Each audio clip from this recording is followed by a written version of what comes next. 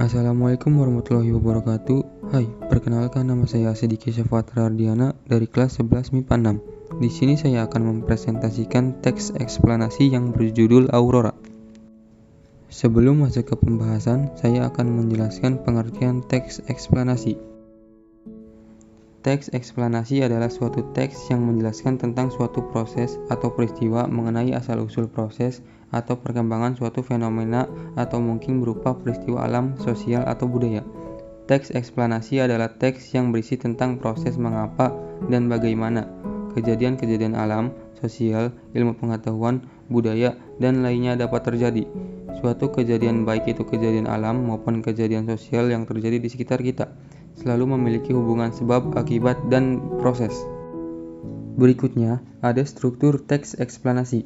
Struktur teks eksplanasi terbagi menjadi 3, yaitu 1. Pernyataan umum, 2. Sebab dan akibat, 3. Interpretasi atau kesimpulan. Berikut teks eksplanasi yang akan saya presentasikan yang berjudul Aurora. Pernyataan umum dari Aurora.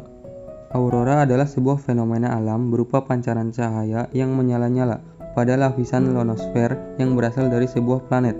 Aurora muncul sebagai akibat dari adanya interaksi antara partikel bermuatan yang dipancarkan oleh angin surya, dalam hal ini matahari, dengan medan magnet planet bumi.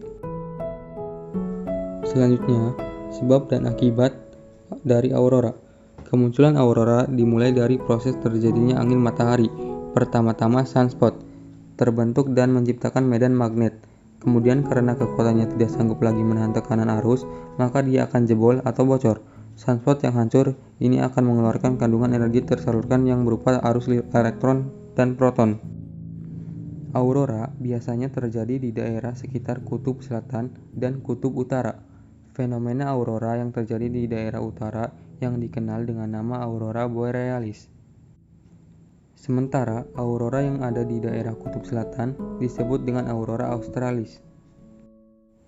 Aurora juga bisa dilihat di beberapa negara seperti Swedia, Alaska, Norwegia, Kanada, Greenland, Islandia, dan Finlandia. Aurora lebih sering terlihat di daerah kutub karena lamanya kegelapan dan medan magnet serta kemunculan cahaya matahari. Semakin lama dan kuat cahaya aurora, maka semakin kuat juga gangguan matahari yang dikenal sebagai badai matahari. Karena yang paling berperan adalah medan magnet, makanya aurora paling sering terjadi di kutub utara dan kutub selatan.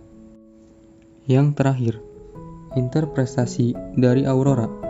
Bagi kita yang hidup di daerah Khatulistiwa, khususnya Indonesia, rasanya agak sulit untuk melihat fenomena aurora secara langsung. Walau begitu, bukan berarti kita tidak bisa melihatnya sama sekali. Bagi kita yang mempunyai uang lebih, kita juga bisa mengunjungi negara-negara yang terdapat fenomena aurora. Sekian dari saya. Wassalamualaikum warahmatullahi wabarakatuh.